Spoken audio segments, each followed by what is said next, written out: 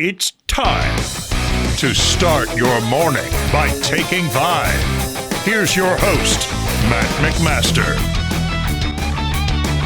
You're listening to Take 5, a quick 5-minute take on the biggest things happening in Nebraska sports. I am your host, Matt McMaster, and today we are talking about Penn State and James Franklin as the Big Ten Media Days wind down. Today is the final day. We'll hear from a bunch of coaches and other players from the teams that we haven't heard from already. But yesterday, James Franklin spoke in Vegas in what is by far the biggest season in his tenure as the head coach of the Penn State Nittany Lions. Penn State this year, it's weird. They are the number one preseason ranked team in their preseason poll, according to Cleveland.com. I don't think if you're following the Big Ten and have been following what Penn State has been doing in the offseason and you know the fact that they were able to keep so much talent from last year's team, which were, you know, last year's team was pretty damn close to making the national championship game. And they went on one hell of a run and really challenged three of the better teams in the country in Notre Dame, Ohio State, and Oregon throughout the season. But this year is kind of their year. I mean, there are people who are making the argument, and I don't really disagree with it, and I would make the argument too that if now when for Penn State, as they bring back Nick Singleton, Katron Allen, by far not only the best 1-2 running back duo in the Big Ten, but in the country, along with probably the most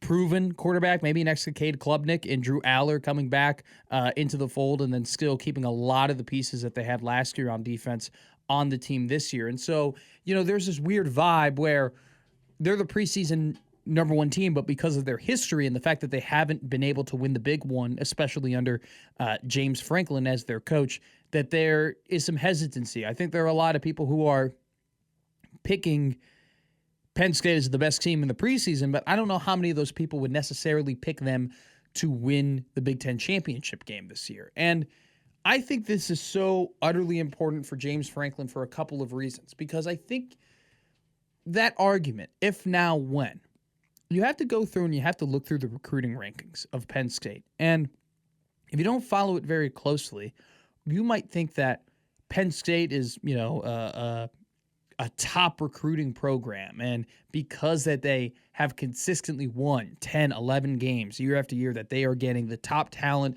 to the echelon of your USCs, Georgias, Alabamas, Ohio States, and Michigans. They're not.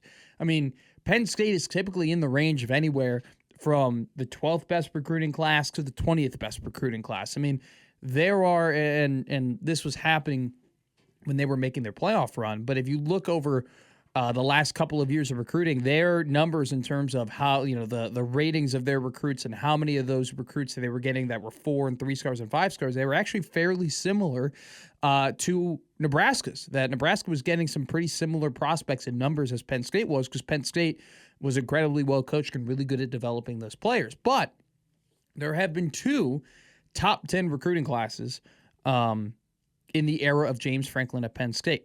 The first was in 2018. That was the Micah Parsons class. And the second is the class of 2022. This has been a class that people have circled for James Franklin as, man, if they're going to make that national championship run, this class has the talent to do that.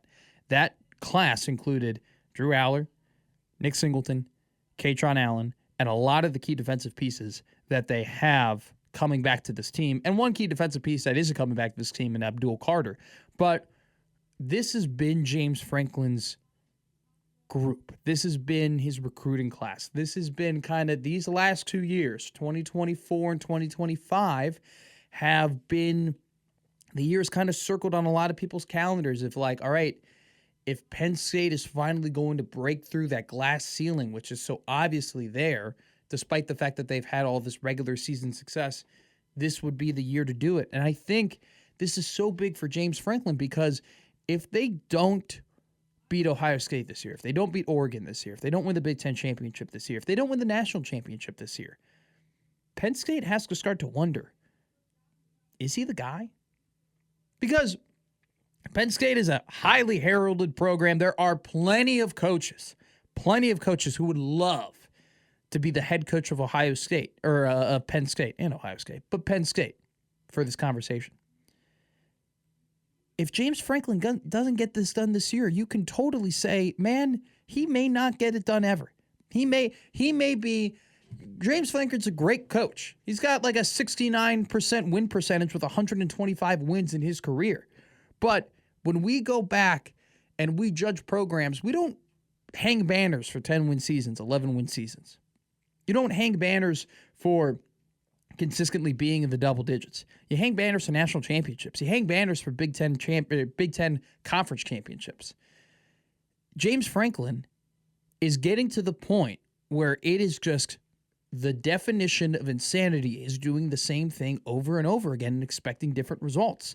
And I think with this recruiting class, one of his greatest recruiting classes in his tenure as a football coach, if he's not able to get this done, especially with a lot of these guys returning to the roster after having a very successful season, he may not do it.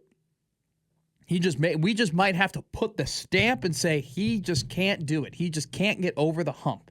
And we've seen the effect of getting over the hump, what that can do for a coach. Man, Ryan Day is sitting so much prettier now than he was just 8 months ago because Ohio State went on the run that they went on to win the national championship. But if he didn't, there is a world where Ohio State loses to Tennessee and we might have a new head coach for the Buckeyes. That exists. That's how thin the margin of error is.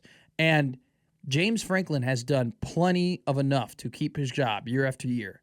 But if you're Penn State, you have to look your program in the mirror. You have to look your athletic department in the mirror. And you have to ask yourself, are we in it to be in the conversation, or are we in it to win national championships?